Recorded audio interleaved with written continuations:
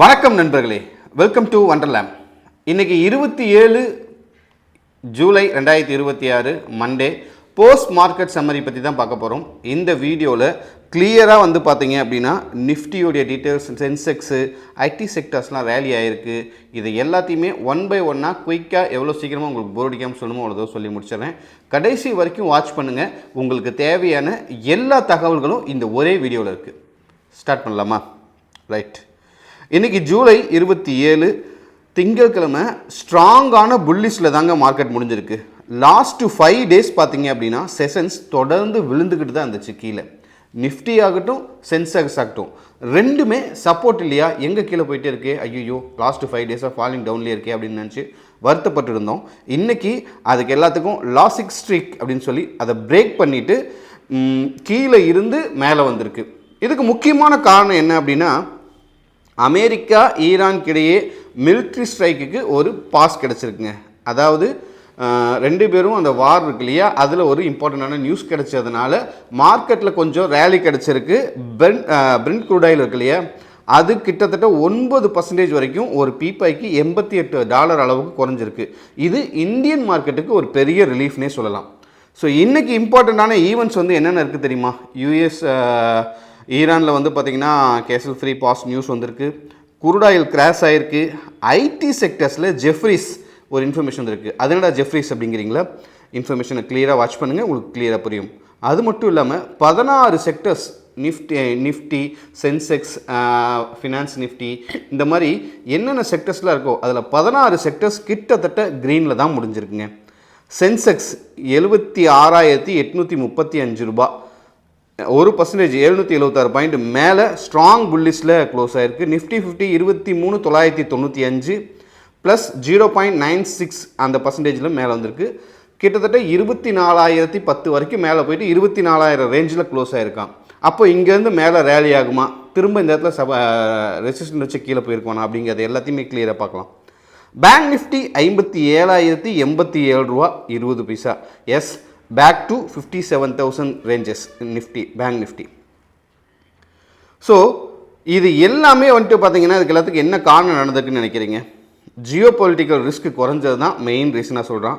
Friend crude oil அதோடைய பீப்பா விலை வந்து பார்த்திங்கன்னா 100 ரூபாய்க்கு மேலே போயிட்டு இருந்துச்சு, எல்லாம் பயந்துட்டு இருந்தாங்க. இப்போ 88 ரூபா ஒரு பீப்பாயோடைய டாலர் மதிப்பு வந்திருக்கு. ஸோ அது ஒரு காரணம்னு சொல்லலாம். Jeffries IP upgrade. ஜெஃப்ரீஸ் வந்து பார்த்திங்க அப்படின்னா இன்ஃபோசிஸ் ஷேரை அவங்களுடைய போர்ட்ஃபோலியோவில் ஆட் பண்ணியிருக்காங்கங்கிற ஒரே ஒரு விஷயம் தான் கிடச்சிருக்கு. ஸோ அவங்க ஆட் பண்ணதுக்கு இன்ஃபோசிஸும் ஐடி செக்டர்ஸ் இந்தியாவிலையும் வந்து பார்த்திங்கன்னா சூப்பரான ஒரு புல்லிஷில் வந்திருக்கு. கிட்டத்தட்ட 2.34% வந்து பார்த்திங்க அப்படின்னா அந்த ஐடி செக்டர்ஸ் வந்து இன்க்ரீஸில் முடிஞ்சிருக்குங்க. ஸோ இதுக்கு எல்லாத்துக்குமே காரணம் அந்த இன்ஃபோசிஸ் இன்க்ரீஸ் ஆகிறதுக்கு காரணம் ஜெஃப்ரீஸஸ் வந்து அவங்களுடைய வந்து போர்ட்ஃபோலியோவை நான் வந்து இந்த செக்டர்ஸை பார்க்க ஆரம்பிச்சிருக்கேன், இன்னும் நான் வாங்குகிறேன் அப்படின்னு சொல்லலை, அதாவது அவங்க விற்கவும் சொல்லலை, நான் இதை பார்க்க ஆரம்பிச்சிருக்கேன், ஹோல்ட் பண்ணுங்கள் அப்படின்னு சொன்னதுக்காகவே இந்த ஷேர்ஸ் வந்து மேலே ஏறிட்டுருக்கு. லாஸ்ட்டு 5 days-ஆக லாஸிங்கில் இருந்தது. இப்போது வேல்யூ வந்து பையிங். டொமஸ்டிக் இன்வெஸ்டர்ஸ் எப்போவுமே சப்போர்ட் பண்ணியிருக்காங்க. இன்ஃபேக்ட் லாஸ்ட் மந்தோடைய total FII and DII details பார்த்திங்க அப்படின்னா 17,000 கோடி வந்து டொமஸ்டிக் இன்ஸ்டிடியூஷனல் இன்வெஸ்டர்ஸ் இருக்காங்க இல்லையா, டிஐ, அவங்க சப்போர்ட் பண்ணி தான் நமக்கு வந்து மார்க்கெட் மேலே கொண்டாந்துருக்குன்னே சொல்லலாம். ஸோ குளோபல் ஃபியூச்சர்ஸை பொறுத்த வரைக்கும் டோ ஜான்ஸு, நாஸ்டிக்கு எல்லாருமே வந்து ஃப்ரைடே மார்க்கெட் க்ளோசிங்லேயும் சரி, இன்றைக்கி கேப் அப்லேயும் சரி 1% வந்து மேலே ஓப்பன் ஆனதுனால இந்தியன் மார்க்கெட்டுக்கு அதுவும் ஒரு காரணமாக இருந்துச்சுங்க. ஸோ இது மட்டும் இல்லை, குரூட் ஆயில் ஃபால் ஆனதுனால அதுக்கு எக்ஸ்பெக்டேஷன், ஏன்னா இந்தியாவுடைய பெரும்பாலான ஒர்க்கே என்ன, குரூட் ஆயில் வந்து இம்போர்ட் பண்ணுறது தான். அதனால் வந்து கொஞ்சம் மார்க்கெட்டில் கொஞ்சம் நல்லா வந்துச்சு.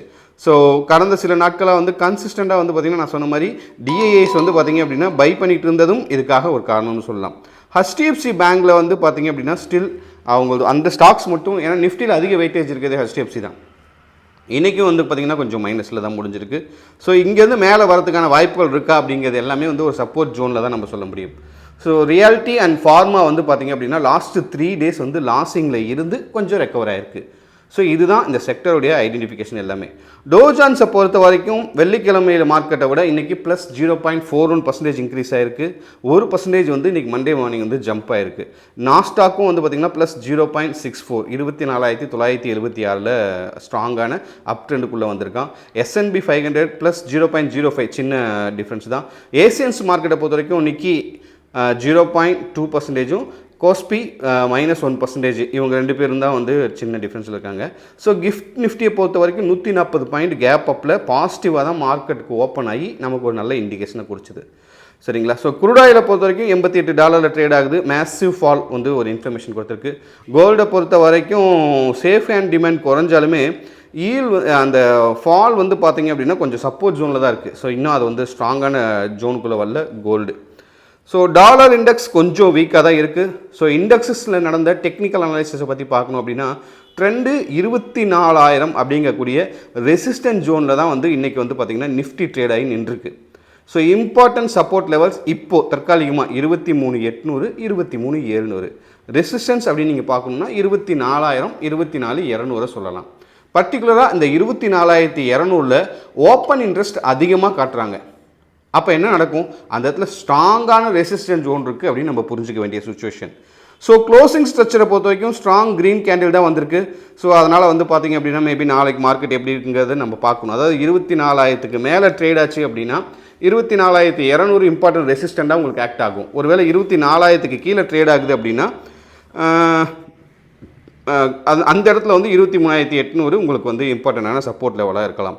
ஸோ பேங்க் நிஃப்டியை பொறுத்த வரைக்கும் 57,000ங்கிற ரேஞ்சை வந்து ரீக்ளைம் பண்ணி மேலே வந்திருக்கான். Support Jones 56,700 56,300. என்னடா அந்த சப்போர்ட் இந்த ரெசிஸ்டன்ட்லாம் வந்து நமக்கு ஆக்ட் ஆகுது அப்படின்னா நீங்கள் ட்ரேட் பண்ணும்பொழுது எந்த லெவலில் கிராஸ் ஆகி அந்த லெவலுக்கு கீழே போகுதோ அந்த லெவலை வச்சு தான் நீங்கள் வந்து பை பண்ண போகிறீங்க செல் பண்ண போகிறீங்கன்னே முடிவு பண்ணணும்.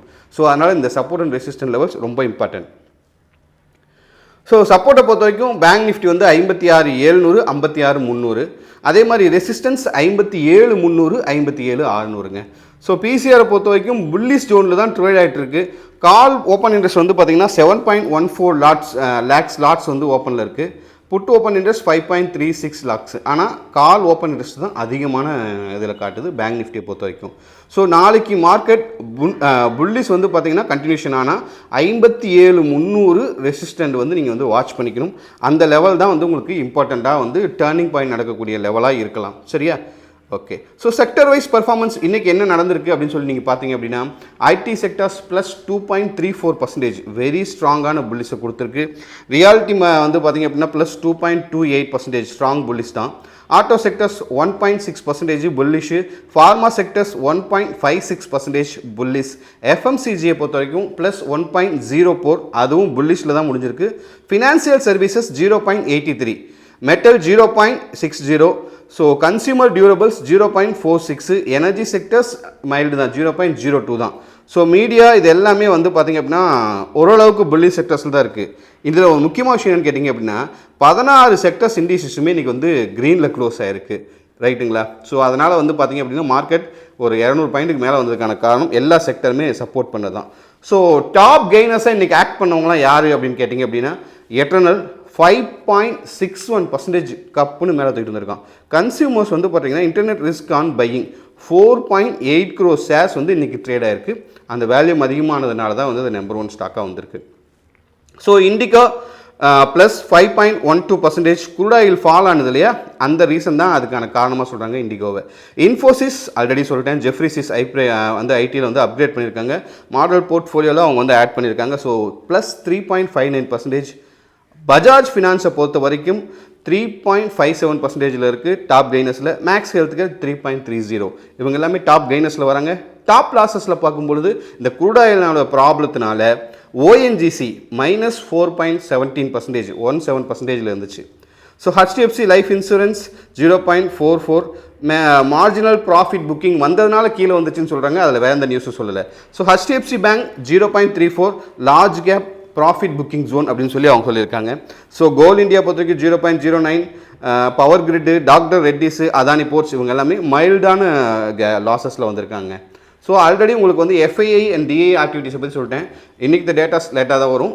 ஃப்ரைடே வந்து பார்த்திங்க அப்படின்னா எஃப்ஐஐ என்ன பண்ணியிருக்காங்க 3,982 கோடியை விற்றுருக்காங்க. டிஐ 5,453 கோடி வாங்கியிருக்காங்க.